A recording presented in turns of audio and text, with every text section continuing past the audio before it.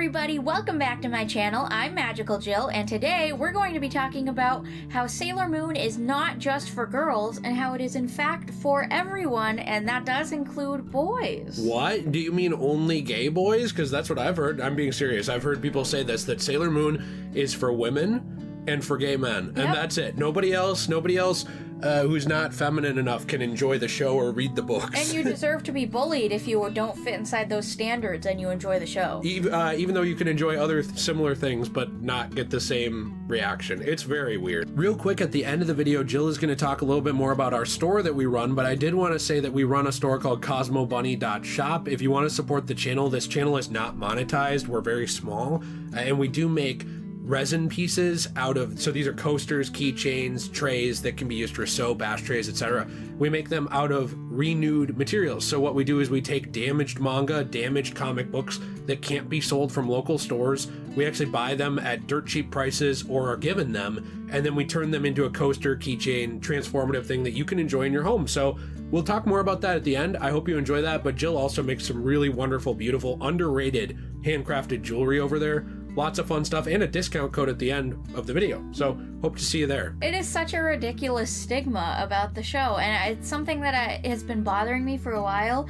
I have seen on Reddit multiple men or other types of people who say, like, you know, I've been bullied for liking this show. I don't tell people I like this show or this manga, and it breaks my heart every single time, and I wanted to talk about that. Yeah, it's so weird because it's such a cultural icon and it's popular across so many countries with all kinds of people, but apparently only certain people are allowed to talk about it in certain settings. So it's very odd. Yeah, before we do that, what should people do if they enjoy today's video, Jilly? Oh, I think they should subscribe. Oh, yes. And possibly even press the like button. Yeah, because we're going to be doing more Sailor Moon videos. I think we've talked about it. Sailor Moon is going to be kind of the backbone of this channel, but you also do videos on cozy gaming, things you enjoy. You do videos on dolls and toys, especially Sailor Moon ones. So I'm definitely going to do more videos on that, so I hope you guys stick around. And I'm Jay. I'm Jill's husband. I'm basically the tuxedo mask of this channel. I don't have as many powers or as much say, but like I show up and I help a little. But I did want to get into my very first point. This is a superhero show. It's very obvious that Sailor Moon is a crime-fighting superhero, and no one with a brain would bully a girl for enjoying a Spider-Man movie, so it makes no sense to bully boys or other types of people or assume that only girls and gay men can just like this show / series, especially when it's about a superhero. It's just that superhero happens to be a woman. Yeah, that's absolutely true. I mean, My Hero Academia is another very popular show and manga right now, I would say. And it has a lot of similar concepts. If you hear our cats in the background, they're jumping around. And we also do want to hear your opinion on this. Like if you got bullied or if you felt you couldn't tell anyone about liking this series, that'd be very interesting to us. Because I've noticed that with My Hero, it's okay for anybody to like it. You know, no matter who you are, people are talking about My Hero in the anime and manga community. And they're really excited about it, you know, men, women, whatever. But Sailor Moon has this weird stigma around it where they hear certain things, I think. They hear that Sailor Moon has become a feminist icon, which is true, you know, for women. And I'm talking normal feminism, not, you know, we're not going to make this too political, but not like... Not extreme. Yeah, not like, yes, not insanely extreme feminism. Like this is a feminist icon like Wonder Woman, where it's like you can be who you want. You can do what you want. You can be your own person. You're a human being. It's very relatable to everybody. And it's not just a thing towards women either. Yeah, it's not a men should all die type thing. Yeah, that's very true. I mean, there's definitely shades of extreme when it comes to any issue. And I think that that's unfortunately a word that's been tainted. Yeah. When people hear feminist, they think, especially in the West, because we're very polarized, they think, oh no. And they kind of run away. Yeah. But like, that's not what the creator intended for this. I mean, we've read a lot of the interviews and stuff about this. This was created because it's supposed to be a reflection of the author's experiences in a lot of ways, where she had issues with, you know, making friends in middle school and how stressful that is, and how tough it is to be a young person. And that is an issue that she directed towards women because that was her lens and her viewpoint, but it's not an issue that only applies to women. And she even was bullied in middle school, like many people, of course, are. And I guess it makes me sad that she wrote this story as a way of overcoming that, and then there are men out there who read and watch the story and really enjoy it and are bullied for that. Yeah, and I would assume there's girls too who are bullied for it. I mean, like in the sense of, oh, well, you're just copying Sailor Moon type thing. Because I've seen that kind of attitude too from a lot of people in Western media, where it's like, oh, well, you only think that because you watched American Psycho. Like you're thinking like a Stigma right now. You know what I mean? Like that's a meme version of it, but people will latch on to something you like and be like, oh, well, that's your personality. If you didn't have that thing, you know, I would assume there's girls that get that too, but I've also seen the whole, well, you're not actually an anime fan. All you like is Sailor Moon. Right, you're too casual. Yeah. Yeah, I've seen that too with Dragon Ball. Yeah. And stuff like that. Like it's very gatekeepy. Yeah. So there's like levels of gatekeeping with Sailor Moon that are unfortunate. Like there's the gatekeeping within the fandom of, oh, well, I read the original manga 30 times and I played all the obscure video games that haven't come to America and I watched the anime, you don't know as much as me. And then there's the gatekeeping outside of it of like, you're not allowed to like this because you're a boy. Yeah. It's weird. And it's weird because there's so many things that are gatekeeped that are against boys, and then opposite, there are so many things that are gatekeeped that are against women. When I was a kid, you could not be a woman and play video games. It was weird. Yeah. But then it's a huge thing in both the manga and the anime. The girls hang out in an arcade and play video games all the time. Even in the 90s when the show was written. Yeah. You know, like they love video games. And that's something we want to talk about is there's a lot of examples of things that people say are just for girls or just for boys that aren't. And also things that the show breaks the norm on. I mean, like, even you look in real life at things like fashion and makeup, people will say, like, oh, that's just for girls. Mm-hmm. But then you watch a movie, every man is wearing makeup, you just can't tell. Mm-hmm. You know, you watch a movie and fashion plays a big part of it, but Sailor Moon is also tackling a lot of these issues as well. Yeah, Sailor Moon especially tackles some of the unhealthy beauty standards. I know this is a very problematic episode, according to a lot of people, but the episode where she feels the need to be skinny is one of those episodes that kind of shows, like, she's struggling with a lot of unhealthy beauty standards, and a lot of times when you hear that, you think women. But men struggle with that a lot of times too. And it's not exactly a black and white thing. And I think this show and this manga, they really tackle a lot of these things that a lot of people say are black and white and say, no, there's a gray area. This is for everyone. Mm-hmm. A lot of people struggle with these different things. Well, you even wanted to talk about love. The idea of love is often seen as for women. Mm-hmm. But this show and the manga, it kind of tackles that idea a lot differently. Sailor Moon shows how love can be for or even between anyone, whether it's heterosexual, homosexual, familial, like with Chibiusa and her mom, Sailor Moon, platonic, etc. Different types of love are for different types of people. And it's not just for one type of person. It's not just for women, you know, and I absolutely love the way the show handles all of these different types of love and shows that it's okay to share your feelings. It's okay to be a man and share your feelings. It's okay to be anyone and share your feelings. Yeah, and the idea too that even Mamoru is a sophisticated man, but he still has feelings and he still shows them. He does, and he shows them. He does it in both continuities. I think it's probably better in Crystal and the manga, but even in the 90s, that's the same way. I think something interesting about this for me too is that both continuities, I guess you could say all three, because Crystal's still a little different than the manga, but essentially all the continuities, they do show these different types of love. You know, obviously, Usagi is with Mamoru. You know, it's Endymion and Serenity, the Moon Princess and the Earth Prince. But also she's shown in the original 90s anime fawning over girls. Yeah. And in the manga as well. Like, especially like when she kisses Haruka in the manga. You know, they're shown with these flexibility. And I know that that's something that I think a lot of cultures have a problem with. You know, like this is like a very deep issue. That's not really what I'm trying to get at.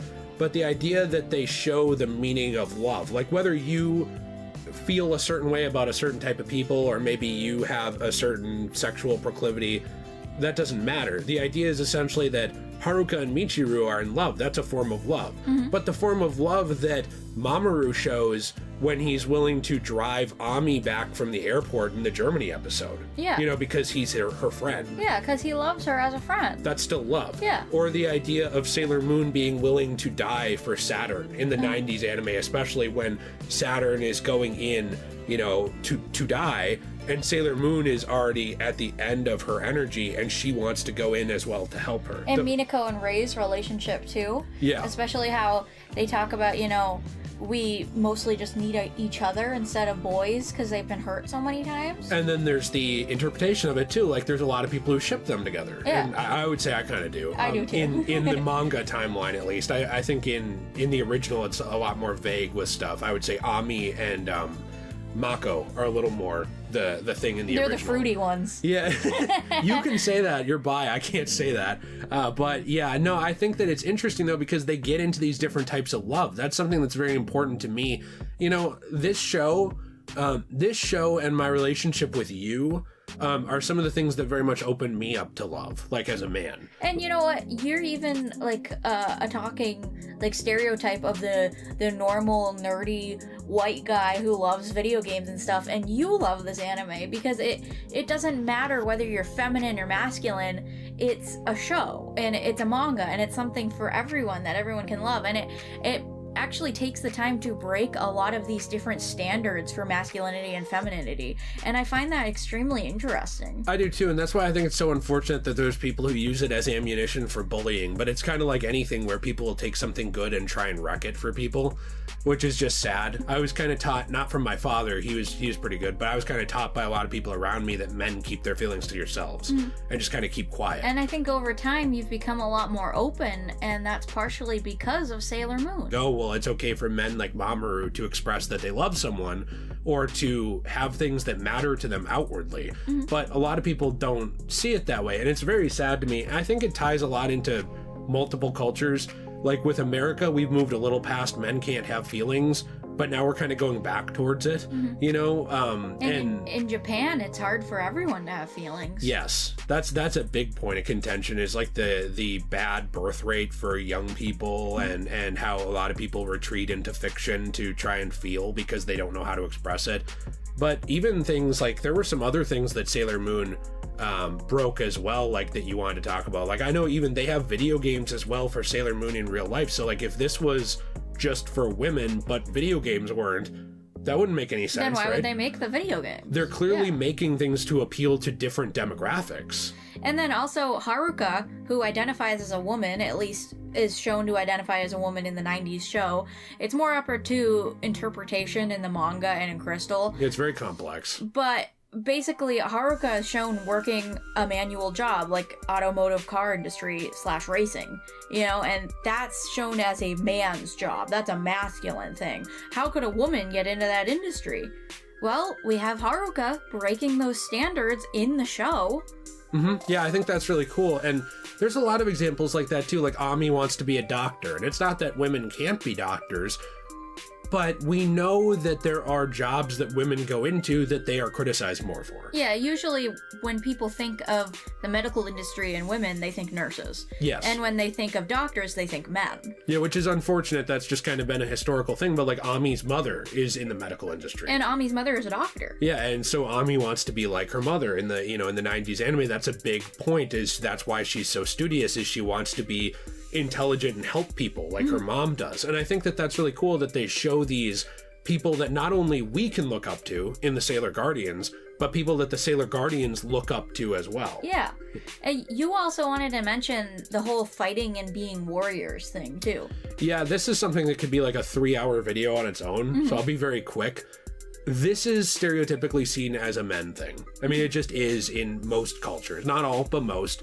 You know, where men were the warriors and women were not. You know, women just stay back, men fight the wars. Yeah, women were the homemakers, they had the babies, they cooked and they cleaned. But Sailor Moon, I think something that's really cool about it is that it shows both sides of it. Like, there are men who are still warriors. There's the Kings of Heaven. They're warriors, whether they're good or bad, they are.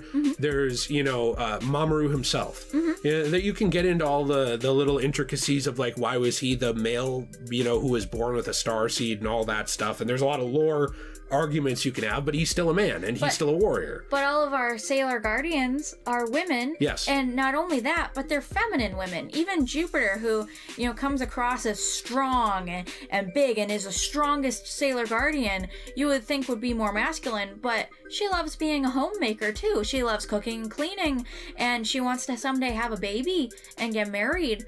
But she's also the strongest warrior. Right. Or one of the strongest warriors. Physically, I think she's seen as the strongest, at the very least, of the inner. She's one of my favorite Guardians because of her breaking those standards and showing that, she can be feminine and be happy with being feminine and being a woman and enjoying those standards, and also break out of them too.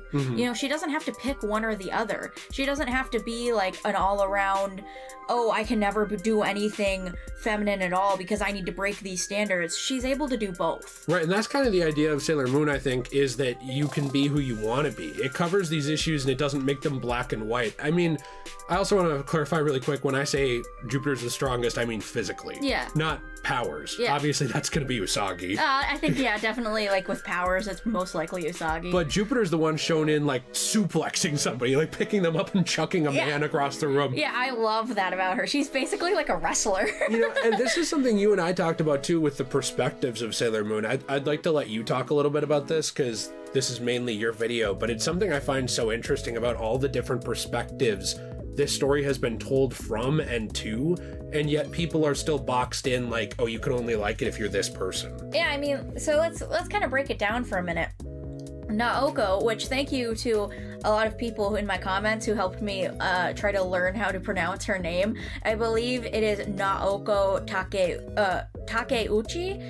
You can let me know if I'm still pronouncing it wrong. But it's good comment engagement. Yes, I'm pretty sure that's how I'm supposed to say it. Every time you mess it up with one slightly different thing, so we get 50 comments like, actually it's this. Sensei Naoko was the one who created Sailor Moon, started writing the manga. Obviously, she is a woman, and that is coming from a woman's perspective. But then the 90s anime, a lot of the lead directors were men. And writers, by the way. There were a lot of writers who adapted that story that were also men. And there was a lot of men and women working on that. And then in Crystal, a lot of the leads are women, but there's also men working on it. It's not just one or the other. You even look at the directorial credit, there are men who have directed a lot of stuff with Crystal. And so I think that's interesting how it's like, you can look at it, and the 90s anime has been criticized for being a little more male perspective. It's not something I notice that much, but I am a man, to be fair. But then the, other one, despite being told from a male perspective, people don't know that, and they still just view it as feminine, right? And they still box it in. But then the other one was written mostly from a female perspective, like you said, and it's still boxed into the female thing. I think a lot of people look at this and they don't really realize the perspectives this was told from, the video games that exist, the cultural impact this has had. When I was seeing people in Japan post on Twitter and other social media, like pictures of them excited in front of a poster of Sailor Moon Cosmos in the theater, which, man, I wish we had that experience. I wish we did too. And instead we get Netflix garbage, and they were posting pictures of that, and it was men and women. It wasn't just one or the other, and they were posting selfies in front of these posters like, hey, I'm standing here with a poster of Sailor Galaxia. I'm so excited to watch this. They don't understand that this is a story that bridges age gaps. It bridges, young people, older people. Everybody has a problem connecting. Everybody has a problem with who they are. At least on some level, even if you don't want to admit it, everybody has insecurities. This story, in all of its forms, it tackles those ideas and what it means to be human. I think something so special about it, too, is the idea is that even people with amazing powers, they still struggle to live. They still struggle to be human and connect and be free to be who they are, and they have all these insecurities and doubts. Every version of Sailor Moon is about that. I don't understand how that's not a human story. This is not a story like, here's how I did my makeup today. It's a vlog. This is a story like, this is what it means to be a person and connect and exist in a complicated world. I think it's also interesting. You see a lot of these girls come together. Usagi had friends, yeah, she had Naru, but she wasn't exactly the most popular girl in school. And then when Ami comes around, Ami's kind of a loner. She doesn't really have very many friends, she just studies.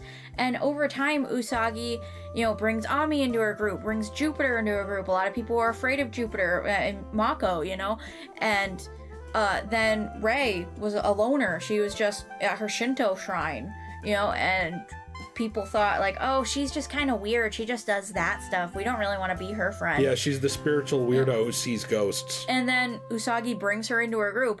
It's a story about all of these girls who were alone and didn't really have people being brought together by Usagi. And it's a story of friendship. And that's something that I love, is it's about caring about one another. It's not just about, oh, you should only be a girl to watch this. It's about how everybody should try to care about each other. And sacrifice, and what it means to be a better person, and to be willing sometimes to let things go that you want in order to be a better person and be a hero or be someone that helps. And other times, how it's okay to chase after those things, like Usagi and Mamoru. In Rei's case, with her vow of celibacy, at least in the original Silver Millennium, in the manga, it was the idea of, I have my love to my princess.